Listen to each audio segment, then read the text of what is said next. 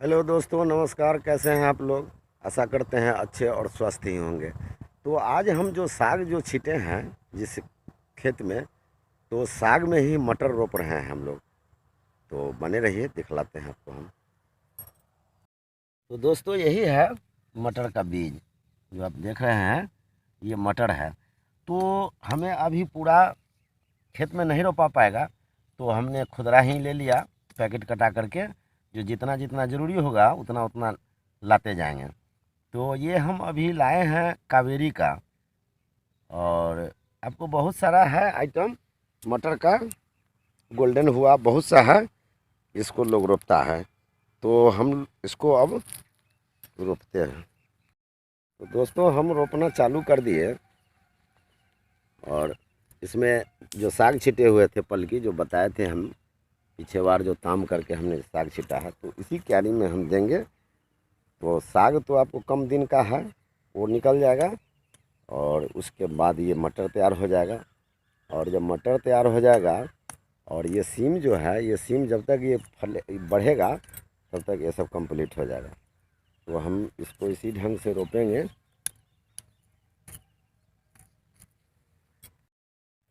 तो इसी ढंग से हम लोग इसको रोपेंगे। आप देख सकते हैं किस ढंग से हम रोप रहे हैं। दोनों तरफ रोपाएगा और बीच में दूरी रहेगा, ताकि उसको दूरी इसलिए दिया जाएगा कि कमाने उमाने में बने हमको, इसलिए गैप किया जाता है इसको। और एक खुरपी के लंबाई में करीब पड़ना चाहिए।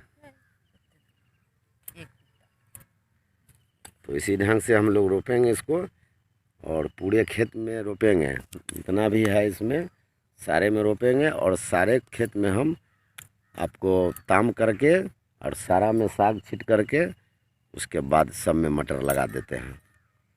उसके बाद फिर देखा जाएगा आगे सीम किस ढंग से रहता है। और सीम का पोजीशन देख करके ही फिर अगला फसल को हम लोग देखेंगे। और इससे ये हुआ दोस्तों कि हमारा खेत भी हल्का हो गया, तमा गया। तामना, ढाठ के नीचे तामना ज़रूरी रहता है।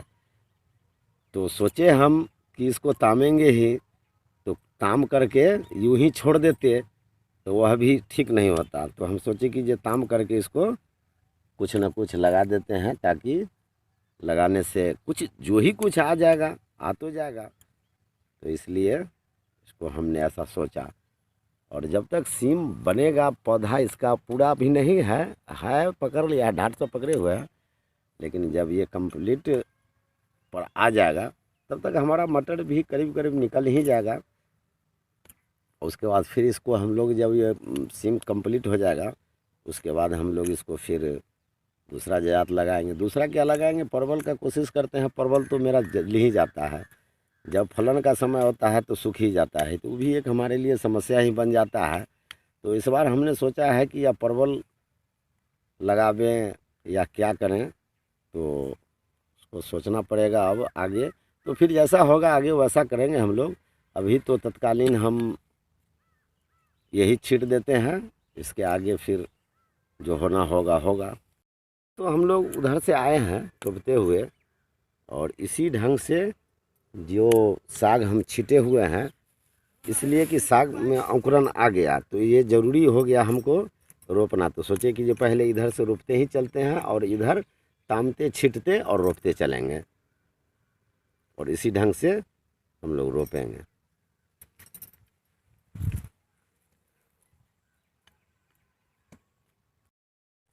तो दोस्तों, हम बता दिए आपको जो किस ढंग से मटर हम लगा रहे हैं सो। तो इसी ढंग से हम पूरे खेत में मटर को लगाएंगे। और साग भी हो जाएगा। साग थोड़ा कम समय में हो जाता है, तो इसलिए हमने साग सोचा पहले मार देते हैं, छिड़ देते हैं, और उसके बाद मटर लगा देते हैं। तो उसके बाद फिर हम लोग मटर जब ख़त्म हो जाएगा, तो जैसा पोजीशन ढाट का रहेगा उस मुताबिक हम लोग इसमें काम करेंगे। तो वीडियो को हम यहीं पर समाप्त करते हैं, और फिर हम अगले ब्लॉग में मिलेंगे। देखने के लिए